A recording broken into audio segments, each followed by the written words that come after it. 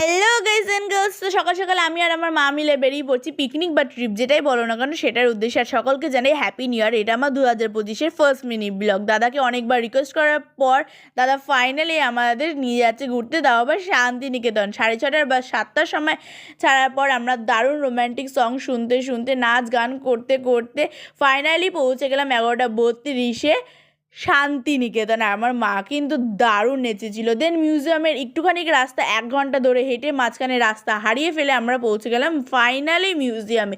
Museum থেকে শুরু করে রবীন্দ্রনাথের 4টে বাড়ি গাড়ি সব ঘোরার পর চলে গেলাম সোনাঝুরি হাটে। আর আমার আজকে লুকটা কেমন লাগছে তোমরা অবশ্যই জানিও। দেন ওখান থেকে আমি কিন্তু দুটো শাড়ি কিনেছিলাম।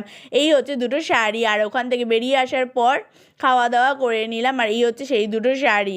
দেন আমরা বাসের কাছে চলে এলাম, যেহেতু শরীরটা ভালো লাগছিল না। কঙ্কালি তলা সবাই নেমেছিল, বাট আমি আর মা নামিনি, যেহেতু শরীরটা ভালো না। দেন নাচ গান করতে করতে বাড়ি চলে এলাম। তো আজকের মতো টাটা, দেখা হচ্ছে নেক্সট ব্লগে।